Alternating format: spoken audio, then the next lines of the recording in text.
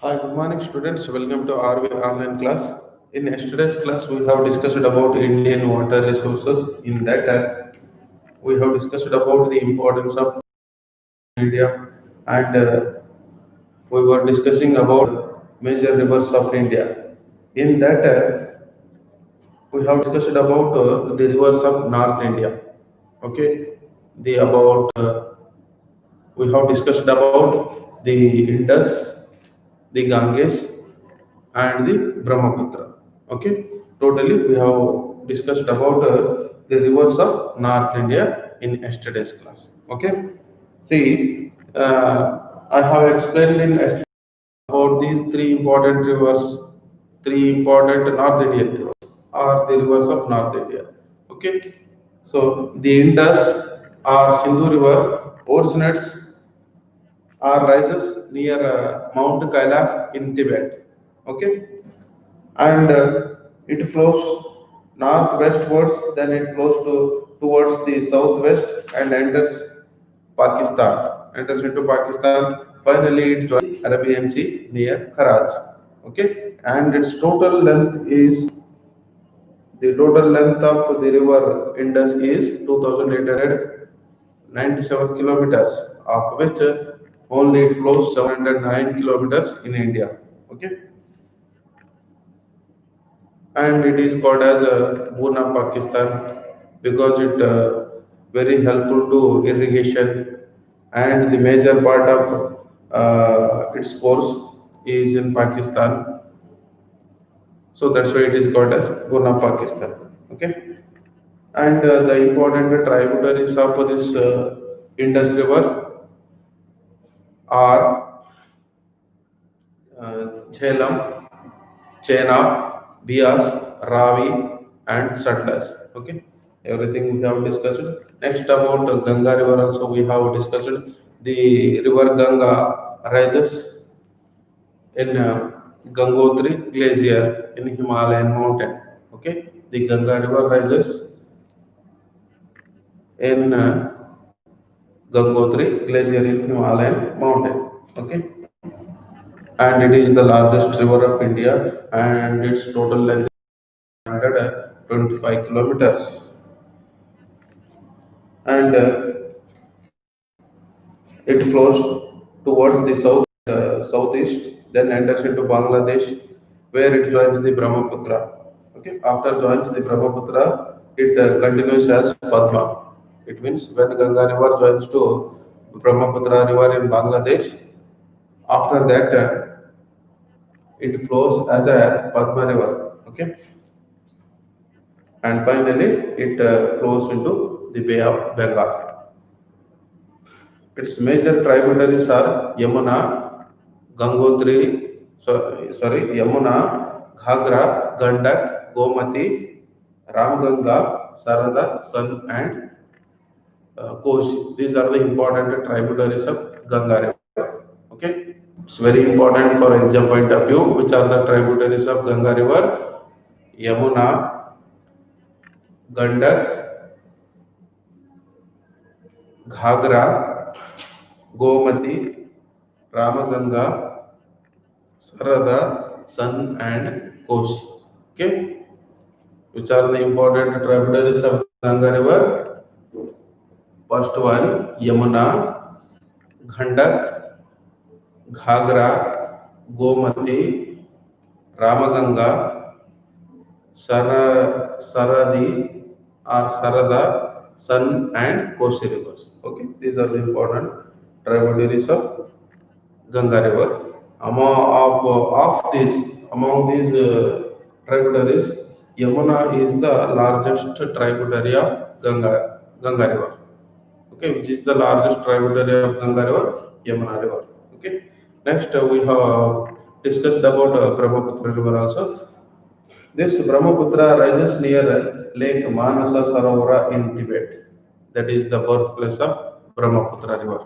Okay, it rises near Manasa Sarovara in Tibet. Okay, Manasa Sarovara Lake. Okay, and it flows towards the east. It enters India. It enters into India through a narrow gorge in Arunachal Pradesh. Okay, Brahmaputra River initially it flows towards the east and it enters into India through a narrow jaw in Arunachal Pradesh. Okay, then it flows to the west and turns into south in Bangladesh, where it joins the Ganga River, and its total length is 2,589 kilometers. Up to here, we have discussed, and also we have discussed two more points about two more points. This river Brahmaputra is known as Sangpo in Tibet. Okay, the river Brahmaputra is also known as Sangpo in Tibet and Jamuna in Bangladesh. These are the two local names of Brahmaputra river. Okay, it is known as Sangpo in Tibet and Jamuna in Bangladesh. And it forms the world's largest river island, that is Mazuli. Okay, up to here we have discussed in yesterday's class. In this class, we are going to discuss about the rivers of South India.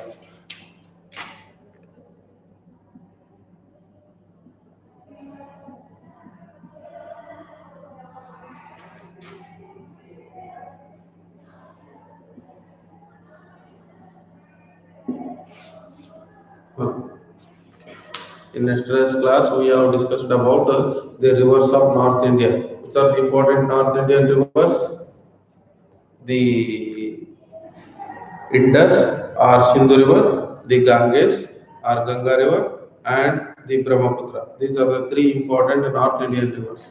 Okay, these North Indian rivers or rivers of North India are also called as Himalayan rivers. Why? Because most of the North Indian rivers rises in Himalayan mountain or they takes their birth in Himalayan mountain. So that's why that rivers of North India are also called as Himalayan rivers. See about these rivers of South India. Many rivers flow across South India. Here in South India, so many rivers are flowing. Okay, there are also known as peninsula rivers. It's very important. This North Indian rivers or rivers of North India are also called as Himalayan rivers, but these rivers of South India are also called as Peninsula River.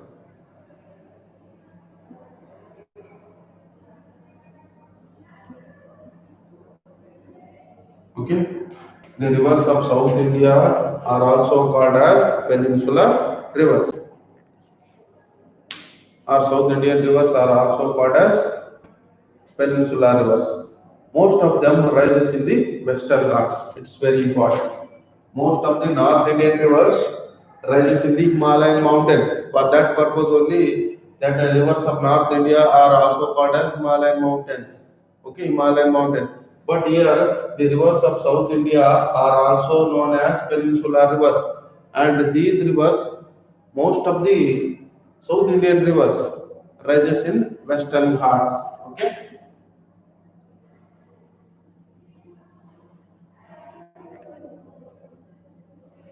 Most of the South Indian rivers or rivers of South India are rises in the Western Ghats.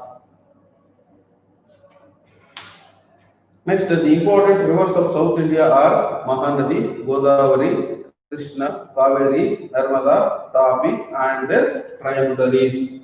These are the important South Indian rivers. Okay, see that. Which are the important South Indian rivers? First, Mahanadi,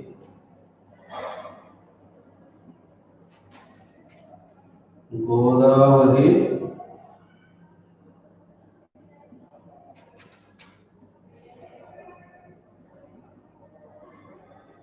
Krishna, Kaveri, Mahanadi, Godavari, Krishna, Kaveri, Narmada,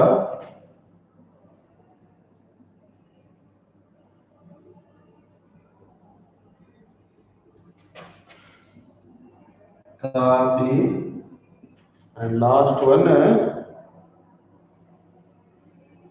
Narmada, Tapi, and their tributaries. Their tributaries. Okay, and their tributaries. Tributaries means Upanadi. Okay, these are the important South Indian rivers. Is it clear?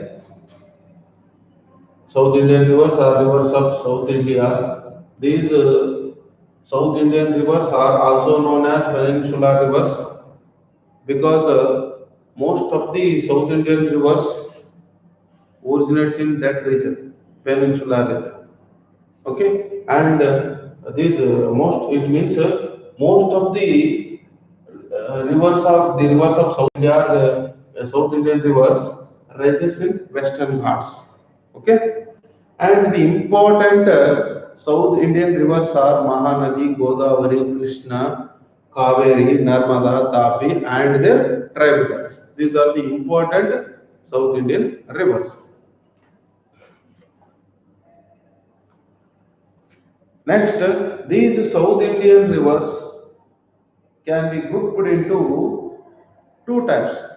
Okay, the South Indian rivers can be grouped into two types.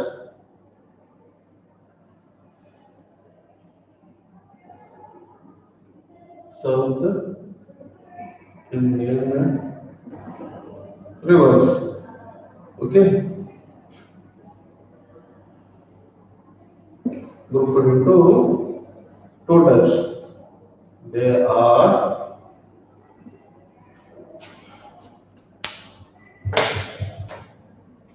first one east flowing rivers, east flowing rivers, and west flowing rivers. Okay, east flowing rivers and west flowing rivers. Next, already in ninth standard, you study east flowing and west flowing rivers of Karnataka. Like that, here you are going to study about east flowing and west flowing South Indian rivers. Okay, last year you have studied about Karnataka geography. No, in that you have studied east flowing and west flowing rivers of Karnataka. Like that, here we are going to discuss about study about east flowing and west flowing rivers of South India. The first about the east flowing rivers. Okay, see about east flowing rivers. The important east flowing rivers are Mahanadi, first one, Mahanadi, second one, Krishna, third one, Godavari, fourth one, Kaveri.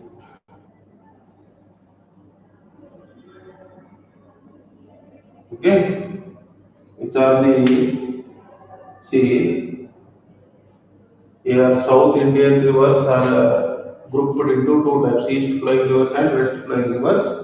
The important east flowing rivers of South India are Mahanadi, Krishna, Godavari, Kaveri. These are the important east flowing South Indian rivers. Okay.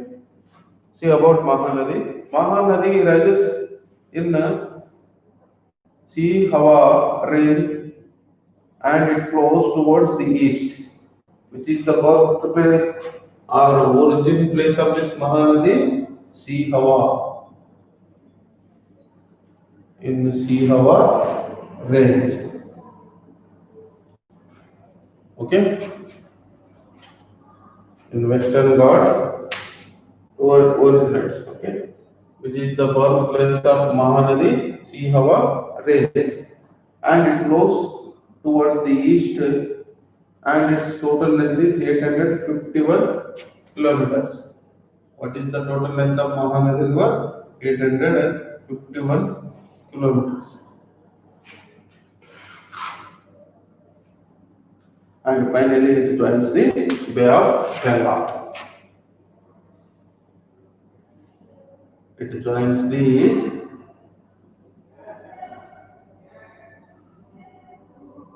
Bay of Bengal. Mahanadi rises in Sea Hawa range and its total length 851 kilometers, and it flows towards the east, and finally it joins the Bay of Bengal. Okay. Next, about Godavari. Godavari is the largest river in South India. It's very important. In the North India, which is the largest river, Ganga is the largest river in North India. Okay, Ganga is the largest river. But in South India, which is the largest river, that is Godavari. Okay, Godavari is the largest river. It is the largest river. Largest river in South India. Okay. Next, it rises in Trayambaka, which is the birthplace of this Godavari river. Trayambaka.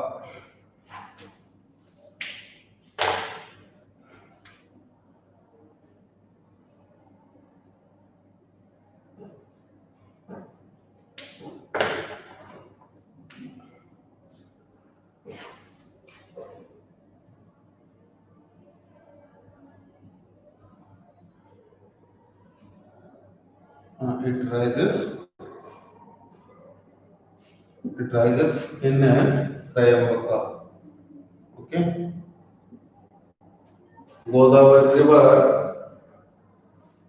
rises in Trayambaka, and it is the largest South Indian river, or it is the largest river in South India, and it flows towards the east, and its total length is 1465 kilometers. Its total length is 1465 kilometers. It flows towards the east. Okay, we are discussing about east by rivers only, so that's why it flows towards the east. And finally, it also joins the Bay of Bengal. Okay,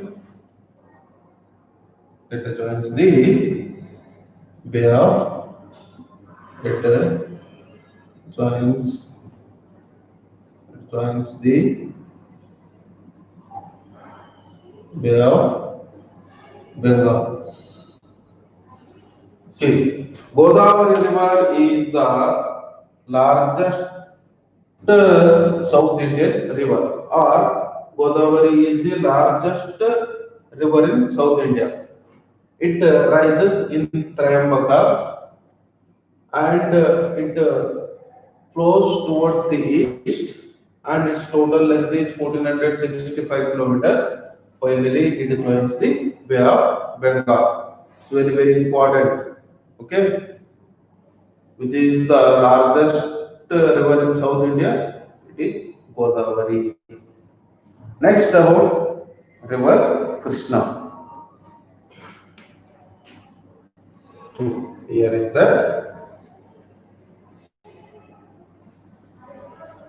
river Krishna. It rises in Maharashtra.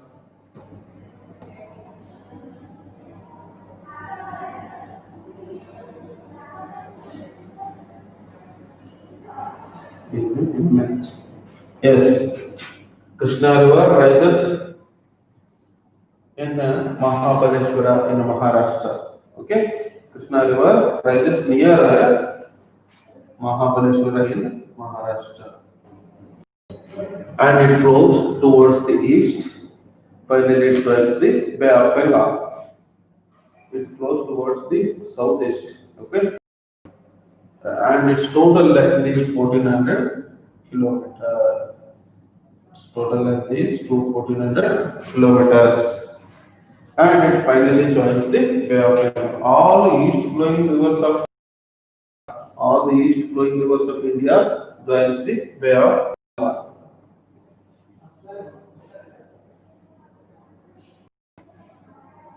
It joins the Bay of Bengal. And its main tributaries are Bhima, Tungabhadra, Vaina, Ghataprabha, Malaprabha. It's very important. Already in ninth standard, you have studied about east flowing rivers of Karnataka. Okay, in that you have studied about Krishna River. Krishna River rises near Mahabaleshwara in Maharashtra, and it flows towards the southeast, and its total length is 1400 kilometers. And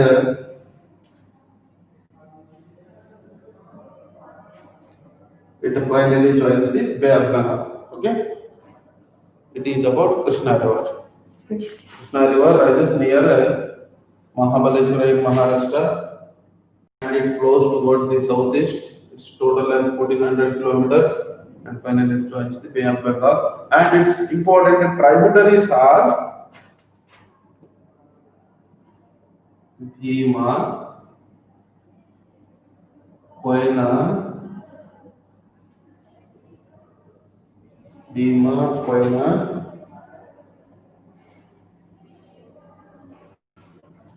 Bhima, Koyna, Tungabhadra,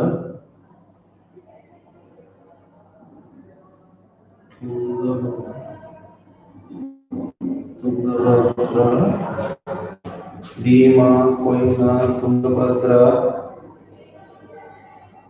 Ghataprabha, and Malaprabha. Okay, yes, Ghataprabha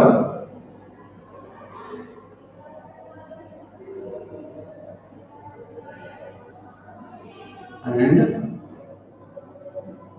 Malaprabha. These are the important tributaries of Krishna River. Okay, see once again, Krishna River. Krishna River is the second important river in Karnataka. Okay, especially east flowing river. Krishna is the second important river in India. Sorry, in Karnataka. Krishna River is the second important river in Karnataka. First important river, that is Kaveri River. Already you studied about that in ninth standard. Okay. Here, Krishna is the second important east flowing river. Okay. It rises near Mahabaleshwara in Maharashtra, and its total length 1400 kilometers. Okay, and it flows towards the southeast. Finally, it joins the Bay of Bengal. Okay, and its important tributaries are Bhima, Tungabhadra, Koyna, Malaprabha, and Ghataprabha. These are the important tributaries of Krishna River. It has totally five tributaries: Bhima, Koyna, Tungabhadra, Malaprabha, and Ghataprabha. These are the important tributaries of Krishna River. This is about Krishna River. Next, about last one, that is Kaveri. Already you know about this Kaveri. Kaveri is the main important South Indian river. Okay, Kaveri is the main South Indian river.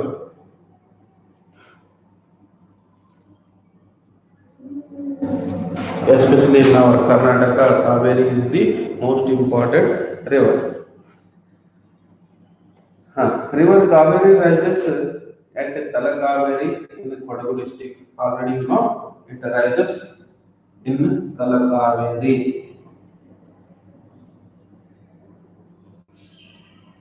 Talakaveri in Kodagu district. Okay, that is the birthplace of Kaveri river, and it flows towards the east and joins the Bay of Bengal.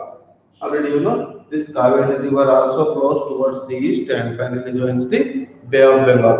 All east flowing rivers of India finally joins the Bay of Bengal, especially in our Karnataka also. All the east flowing rivers of Karnataka are finally joins the Bay of Bengal. In India, all the east flowing rivers finally joins the Bay of Bengal. So that's why here this Kaveri river flows towards the east and finally joins the Bay of Bengal. Next, which are the important tributaries of Krishna river? Sorry, this Kaveri river. Here it has many tributaries. Hemavati, Shimsha,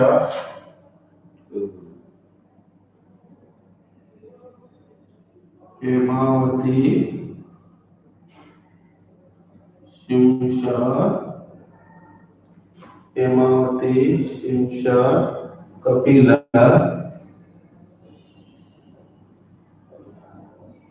Arkavati,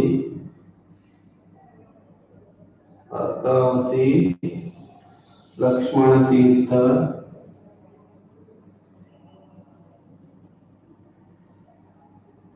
Lakshmana Tirtha, Suvarnavati,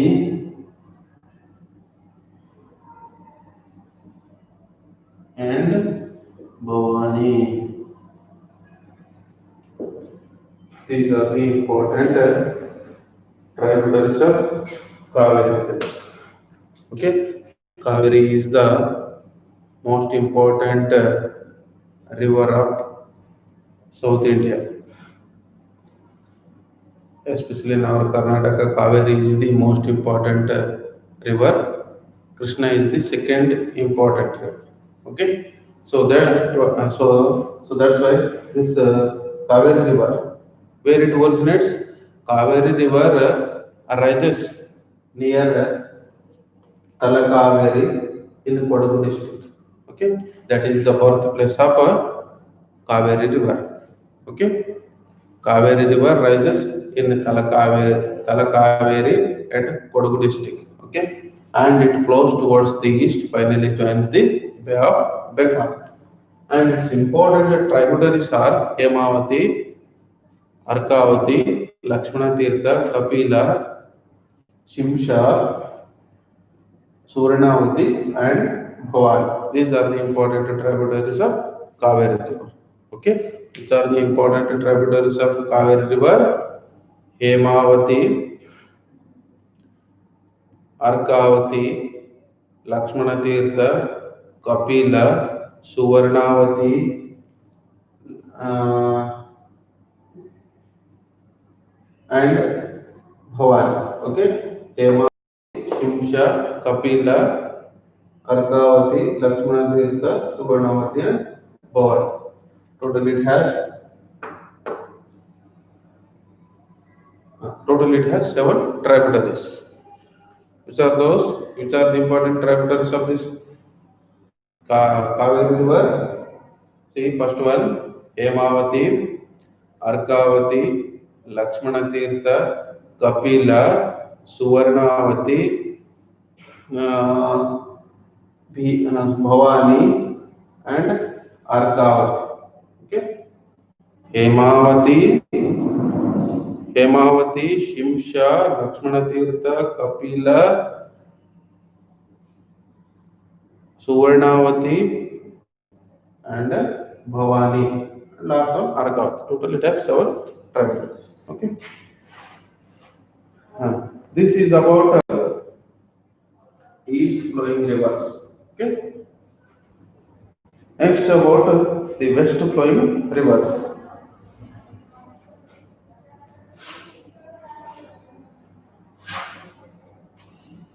Next about west flowing rivers.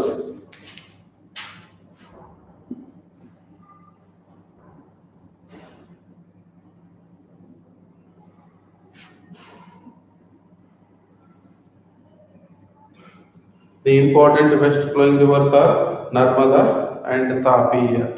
Okay, Narmada and Tapi.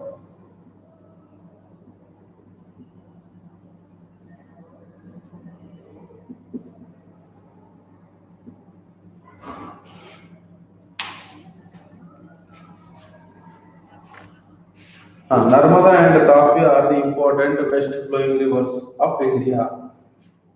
It's very important. Which are the important west flowing rivers of India? Narmada and Tapi.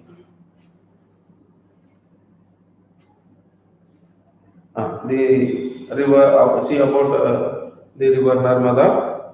River Narmada rises in Amarkantaka hills and it flows westwards. See about Narmada, where it rises? It rises near Amarkantaka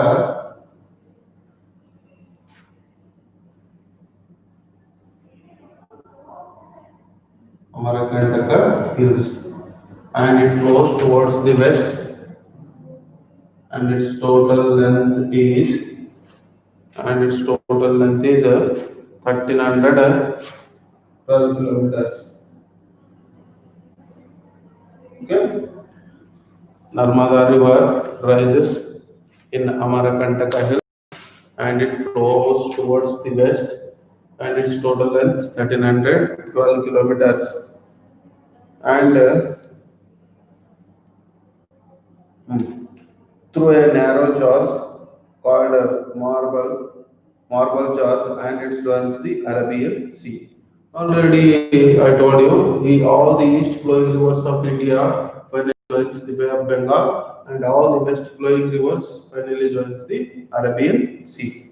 So here this Narmada also flows towards the west and finally joins the Arabian Sea. Through a narrow gorge called Marble Gorge and joins the Arabian Sea. Through a narrow gorge called Marble Gorge finally joins the Arabian Sea. Next about Tapi River. Tapi River rises near Multai and it flows to westwards, and its total length 724 kilometers and joins the Arabian Sea. See about Tapi River, which is the birthplace of Tapi River, Multai, and it flows towards the west, and its total length 724 kilometers, and finally it joins the Arabian Sea. Okay. Narmada River rises in Amarkantaka hills and it flows towards the west and finally joins the Arabian Sea. Next about Tapi River. Tapi River rises near Multai and it flows towards the west and finally joins the Arabian Sea. The, the total length of Narmada River is 1312 kilometers and the total length of Tapi River is 724 kilometers. And many other west flowing rivers are short and swift. Important among them are Sabarmati, Mandovi, Juari, Bedti, Sharavati, Kali, Netravati, and the Periyar. These are the other important west flowing rivers. Okay, here only about Narmada and Tapi rivers only given. What are the other important west flowing rivers of India? These are the other important west flowing rivers of India are as follows. First one, Sabarmati. It flows in Gujarat state. Okay, Sabarmati, Mandovi, Juari, Bedti, Sharavati, Kali, Netravati, and Periyar. Okay. This is about west flowing rivers. Okay.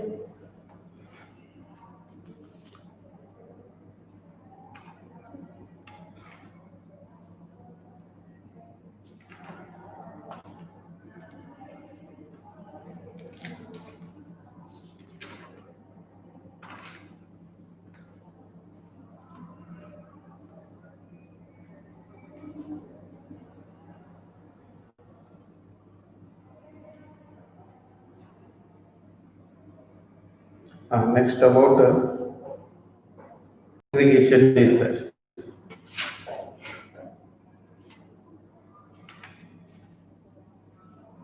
Next about irrigation.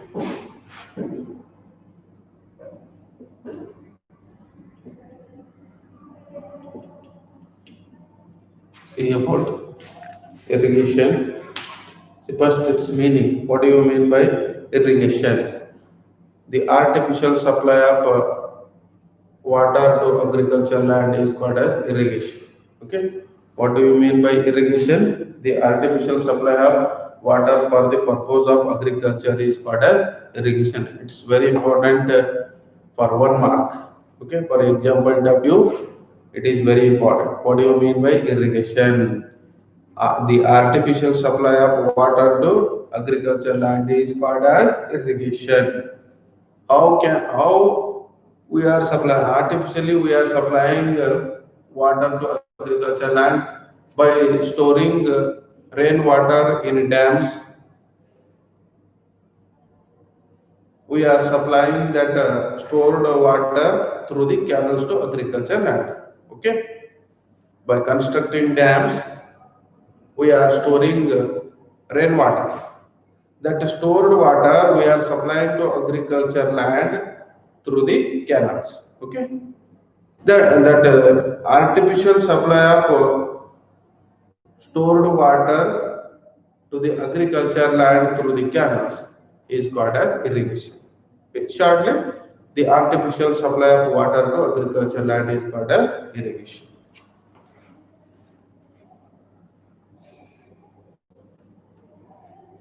Next, it refers to supply of water to agriculture land from rivers, reservoirs, tanks, or from underground sources. Not only from dams we are supplying water to the agriculture land, but also we are supplying artificial water to agriculture land through the canals, through the open tanks, and through the wells and from the borewells also. Okay, so from rivers, reservoirs, tanks, or from underground water. It means from borewells also we are supplying water to agriculture land. Next, the need of irrigation. Why agriculture? Why irrigation is needed?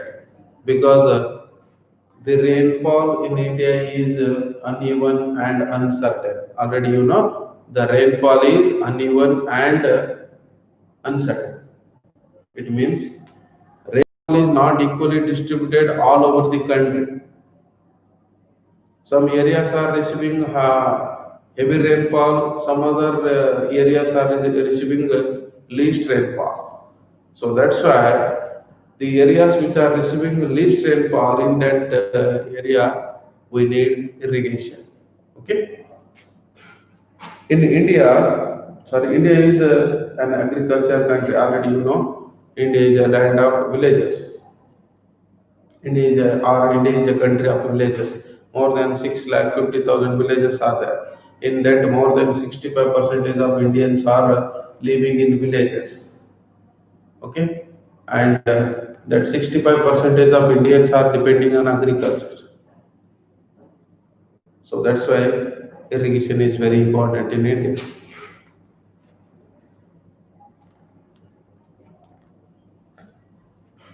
Next, agriculture in India depends mainly on monsoon rainfall. Most of the agriculture land in India is depending on rainwater or rainfall. Okay, but this rainfall is seasonal and uncertain and unevenly distributed.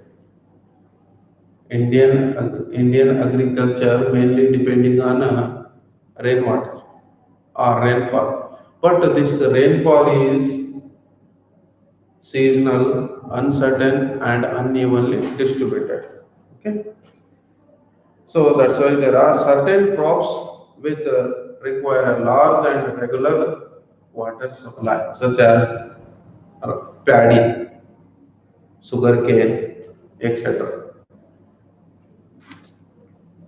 Now only I told you, Indian agriculture is depending upon rainfall. This rainfall is seasonal, uncertain, and unevenly distributed. But some crop, we have to supply regular water. Means that crops need a regular supply of water. For example, sugarcane, paddy. Continuously, day to day, we have to supply water to that crops. Otherwise, crop will not grow. So that's why we need artificial supply of water. It means irrigation to that crops.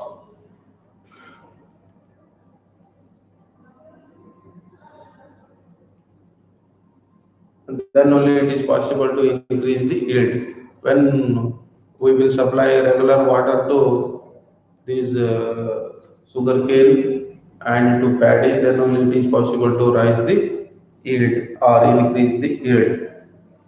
Okay. So in order to increase the yield, we have to supply, we have to regularly supply water to that crops. Okay. So it helps to increase the production or yield of a crop.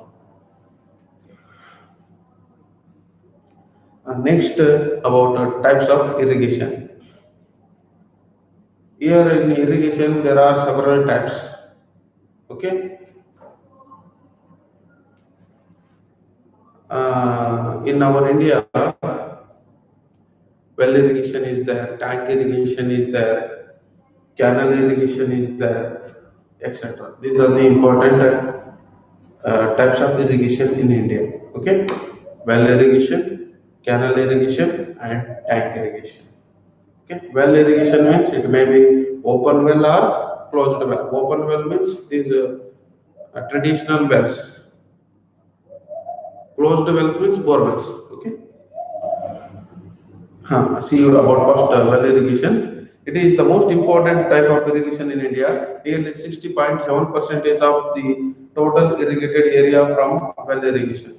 In total 100% irrigated land, 60.7 percentage land is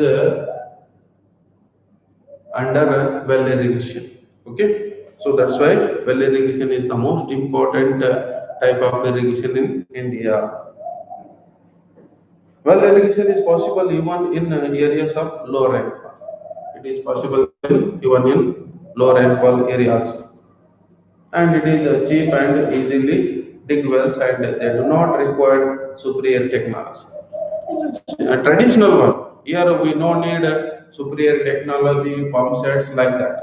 Okay, simply we can supply water from this open wells to the agriculture land. Okay, it is easy even for small farmers can dig well. Okay, wells. Well irrigation is largely practiced in the Ganga plains, including Punjab, Haryana, Uttar Pradesh, Bihar, and West Bengal. In these Indian states, it is in practice. Well irrigation is practiced in Ganga plains, Ganga river plains. Okay, Ganga river plains, including Punjab, Haryana, Uttar Pradesh, Bihar, and West Bengal also. Okay, in South India, well irrigation is widely practiced in Tamil Nadu, Andhra Pradesh, Karnataka, and Odisha.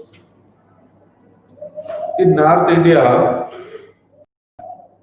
it is practiced in Ganga plains.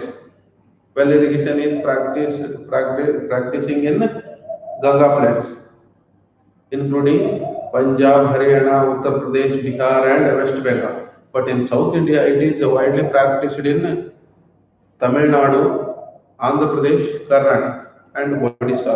Okay. Wells are of two types. Now already I told about you. I already now only I told about that wells. There are two types in wells: open wells and closed wells. Okay, are two wells. Bore wells means two. Bore wells are also called as two wells. Okay. Next about canal irrigation. It has occupied the second place after well irrigation. Now only I told you, well irrigation is the most important type of irrigation in India because 60.7% of land under well irrigation. Okay, so this canal irrigation is the second important type of irrigation in India because it covers only 27% of the irrigated land. Okay, only 27% of land is under canal irrigation. So that's why it is second important type of irrigation. India has one of the world's largest canal systems. India has one of the largest canal system, and the government is responsible for the construction and maintenance of canals. Completely, it is under the government. Okay, government is responsible for the construction and maintenance of dams and canals. There are two types of canals: inundation canals and perennial canals. These are very important. What are the two types of canals? Inundation canals and perennial canals. See, what do you mean by inundation canals? Inundation canals, water is drawn directly from the river without building dam. Inundation canals means directly we are supplying water to agriculture land without constructing any dams. Okay, from the rivers. Okay, inundation canals means water is drawn directly from rivers without building dam.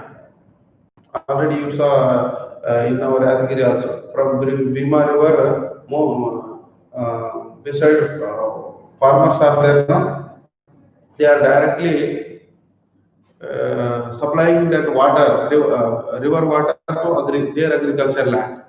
Okay, so that is called as inundation dams. It means without constructing any dams, they are supplying water directly to their agricultural land. Okay. Next, perennial canals means by constructing dams, supplying water to agricultural land by constructing the dams. Okay, that is called perennial canals. By constructing dams, they are storing water, they are storing rainwater in the dams.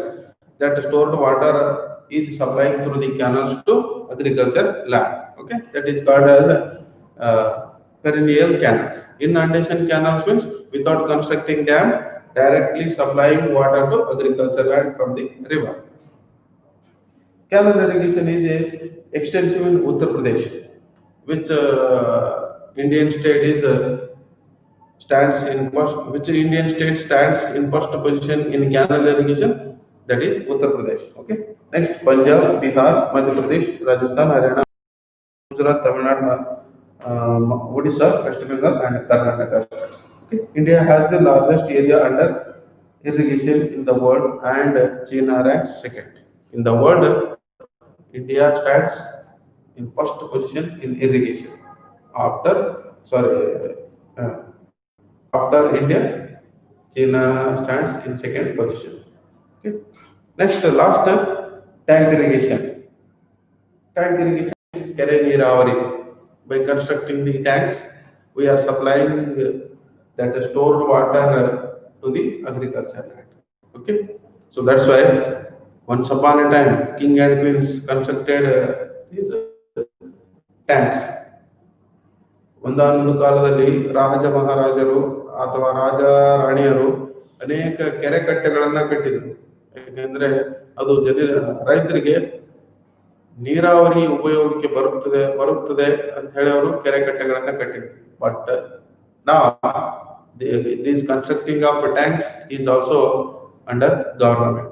Okay, government is fully responsible for constructing and supplying of water to that agriculture land. Tank is a natural or man-made hollow on the earth's surface into which rainwater is collected. By constructing tanks, we are storing the rainwater in tanks. Okay, like dams. This water is used for irrigation. Most of the tanks are non-perennial. It means they not constructed dams. In recent years, The the area under tank irrigation has been decreased. Once upon a time, most of the agricultural land got water from these tanks only. But recently, it is decreased because it is a traditional method. Now only 3% of the total irrigated area is under tank irrigation in India. It is mainly found in Tamil Nadu. At present, only 3% land is under tank irrigation. Okay. In India, which stands in first position in the tank irrigation, that is Tamil Nadu. Okay. Found in Tamil Nadu. Tank irrigation is widely practiced in next Andhra Pradesh, Maharashtra, Karnataka, Odisha, Madhya Pradesh, and in Rajasthan and Uttar Pradesh also is there. Okay.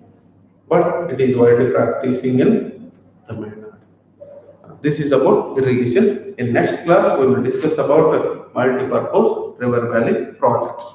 Okay, that is very important.